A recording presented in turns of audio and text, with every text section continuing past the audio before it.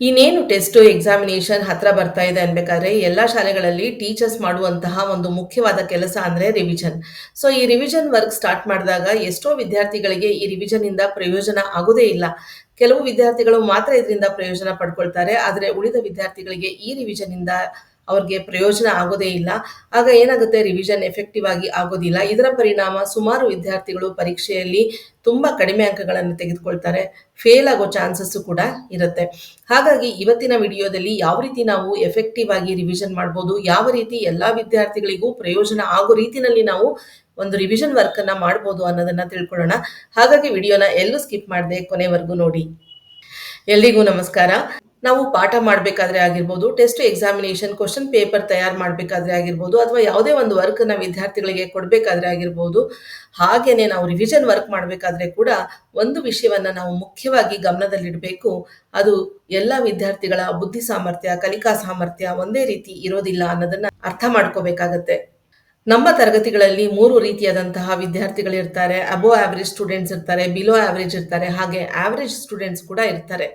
ಈ 3 ಗುಂಪಿನ ವಿದ್ಯಾರ್ಥಿಗಳಿಗೆ ಉಪಯೋಗ ಆಗೋ ರೀತಿನಲ್ಲಿ, ಪ್ರಯೋಜನ ಆಗೋ ರೀತಿನಲ್ಲಿ ನಾವೇನಾದ್ರೂ ರಿವಿಷನ್ ವರ್ಕ್ ಪ್ಲಾನ್ ಮಾಡಿಕೊಂಡು ರಿವಿಷನ್ ಮಾಡಿದ್ದೆ ಆದ್ರೆ ಎಲ್ಲರೂ ಕೂಡ ಉತ್ತಮ ಅಂಕಗಳನ್ನ ಗಳಿಸಲಿಕ್ಕೆ ಸಾಧ್ಯ ಆಗುತ್ತೆ. ಅದು ಹೇಗೆ ಅಂತ ಇವತ್ತಿನ ವಿಡಿಯೋದಲ್ಲಿ ನೋಡೋಣ. ಶಿಕ್ಷಕರಾದ ನಮ್ಮೆಲ್ಲರಿಗೂ ಒಂದು ವಿಷಯ ಗೊತ್ತೇ ಇರುತ್ತೆ. ಅದು ಏನು ಅಂತ ಹೇಳಿದ್ರೆ, ಯಾವುದೇ ಒಂದು ಪಾಠದಲ್ಲಿ ಯಾವುದೇ ಒಂದು ಪರಿಕಲ್ಪನೆಯನ್ನ ಪ್ರೆಸೆಂಟ್ ಮಾಡಬೇಕಾದ್ರೆ ಯಾವಾಗಲೂ ಒಂದು ಪ್ರಿನ್ಸಿಪಲ್ನ ಫಾಲೋ ಮಾಡಿರ್ತಾರೆ. ಆ ಪ್ರಿನ್ಸಿಪಲ್ ಏನು ಅಂದ್ರೆ ಈಸಿ ಟು ಡಿಫಿಕಲ್ಟ್. ಅಂದ್ರೆ ಯಾವುದೇ ಒಂದು ಕಾನ್ಸೆಪ್ಟ್ ಅನ್ನ ಪ್ರೆಸೆಂಟ್ ಮಾಡಬೇಕಾದ್ರೆ ಅದನ್ನ ತುಂಬಾ ಸುಲಭವಾಗಿ ಮೊದಲು ಪ್ರೆಸೆಂಟ್ ಮಾಡಿರ್ತಾರೆ, ಆಮೇಲೆ ಅದನ್ನ ಒಂದು ಕಠಿಣತೆಯ ಕಡೆಗೆ ತೆಗೆದುಕೊಂಡು ಹೋಗಿರ್ತಾರೆ. ಹಾಗೇನೆ ನಾವು ಕೂಡ ನಮ್ಮ ರಿವಿಷನ್ ಮಾಡಬೇಕಾದ್ರೆ ಈಸಿ ಟು ಡಿಫಿಕಲ್ಟ್ ವೇನಲ್ಲಿ ನಮ್ಮ ಒಂದು ರಿವಿಷನ್ ನಾವು ಪ್ಲಾನ್ ಮಾಡ್ಕೋಬೇಕಾಗತ್ತೆ.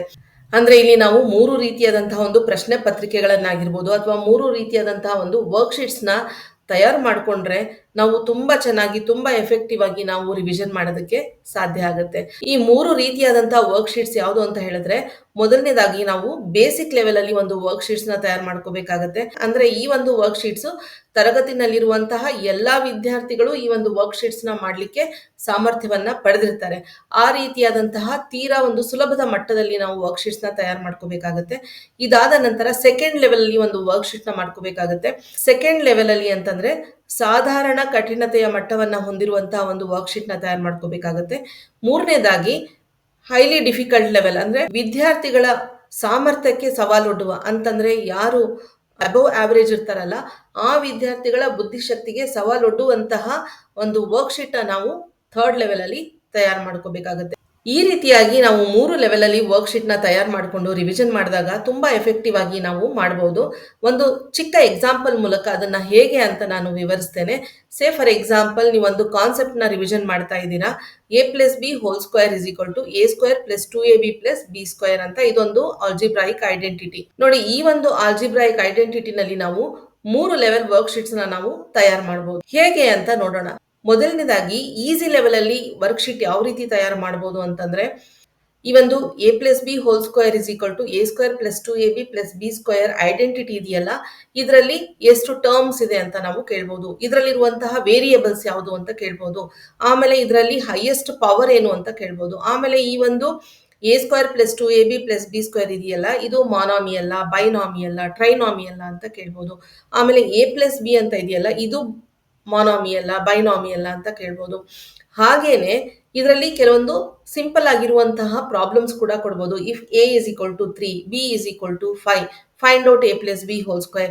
ಇದು ತೀರಾ ಸುಲಭದ ಒಂದು ಮಟ್ಟದಲ್ಲಿ ತಯಾರಾದಂತಹ ಒಂದು ವರ್ಕ್ಶೀಟ್ ಆಗಿರುತ್ತೆ. ತರಗತಿಯಲ್ಲಿರುವಂತಹ ಎಲ್ಲ ವಿದ್ಯಾರ್ಥಿಗಳು ಈ ಒಂದು ವರ್ಕ್ಶೀಟ್ ನ ಮಾಡ್ಲಿಕ್ಕೆ ಸಮರ್ಥರಾಗಿರ್ತಾರೆ.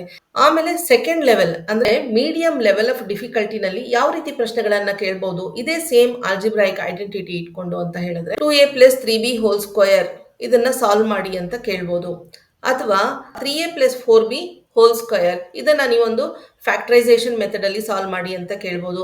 ಕಂಪ್ಲೀಟಿಂಗ್ ದ ಸ್ಕ್ವೇರ್ ಮೆಥಡ್ ಅಲ್ಲಿ ಸಾಲ್ವ್ ಮಾಡಿ ಅಂತ ಕೇಳ್ಬೋದು. ಅಥವಾ ಒಂದು ಫಾರ್ಮುಲಾ ಮೆಥಡ್ ಅಲ್ಲಿ ಇದನ್ನ ಸಾಲ್ವ್ ಮಾಡಿ ಅಂತ ಕೇಳ್ಬೋದು. ಇನ್ನ ಥರ್ಡ್ ಲೆವೆಲ್ ವರ್ಕ್ಶೀಟ್ ಅಂತಂದ್ರೆ ಇದು ವಿದ್ಯಾರ್ಥಿಗಳ ಒಂದು ಬುದ್ಧಿಶಕ್ತಿಗೆ ಸವಾಲೊಡ್ಡುವಂತಹ ಒಂದು ವರ್ಕ್ಶೀಟ್ಸ್. ಇದರಲ್ಲಿ ನೀವು ಸ್ಟೇಟ್ಮೆಂಟ್ ಪ್ರಾಬ್ಲಮ್ಸ್ ಕೇಳ್ಬೋದು. ಈ ಒಂದು ಆಲ್ಜಿಬ್ರಾಯಿಕ್ ಐಡೆಂಟಿಟಿಯ ಒಂದು ಜಾಮೆಟ್ರಿಕಲ್ ರೆಪ್ರೆಸೆಂಟೇಷನ್ ಕೇಳ್ಬೋದು, ಅಥವಾ ಇದನ್ನ ಗ್ರಾಫಿಕಲ್ ರೆಪ್ರೆಸೆಂಟೇಷನ್ ಕೇಳ್ಬೋದು. ಈ ರೀತಿಯಾಗಿ ನೀವು ವರ್ಕ್ಶೀಟ್ ನ ತಯಾರು ಮಾಡಿದಾಗ ಇದು ಥರ್ಡ್ ಲೆವೆಲ್ ಆಫ್ ವರ್ಕ್ಶೀಟ್ ಆಗುತ್ತೆ. ಹಾಗೇನೆ ಇಲ್ಲಿ ಇನ್ನೊಂದು ಮುಖ್ಯವಾದಂತಹ ಒಂದು ಕೆಲಸ ಶಿಕ್ಷಕರು ಮಾಡಬೇಕಾಗತ್ತೆ. ಅದೇ ಮೋಟಿವೇಷನ್.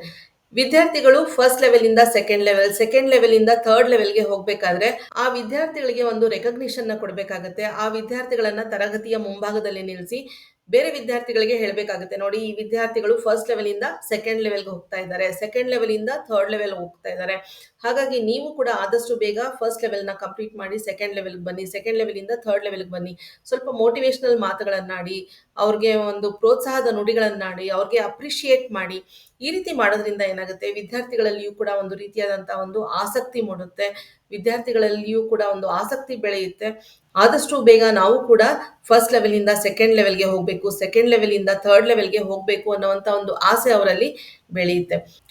ಶಿಕ್ಷಕರೇ, ಈ ರೀತಿಯಾಗಿ ನೀವು ಕೂಡ ರಿವಿಷನ್‌ನ ಟ್ರೈ ಮಾಡಿ ನೋಡಿ. ತುಂಬಾ ಎಫೆಕ್ಟಿವ್ ಆಗಿರುತ್ತೆ. ತುಂಬಾ ಒಳ್ಳೆ ರಿಸಲ್ಟನ್ನ ಇದು ಕೊಡುತ್ತೆ. ತರಗತಿಯಲ್ಲಿರುವಂತಹ ಎಲ್ಲ ವಿದ್ಯಾರ್ಥಿಗಳಿಗೂ ಇದು ಪ್ರಯೋಜನ ಆಗುತ್ತೆ. ಈ ವಿಡಿಯೋದಿಂದ ನಿಮ್ಗೇನಾದ್ರೂ ಪ್ರಯೋಜನ ಆಗಿದ್ರೆ ದಯವಿಟ್ಟು ಕಮೆಂಟಲ್ಲಿ ತಿಳಿಸಿ.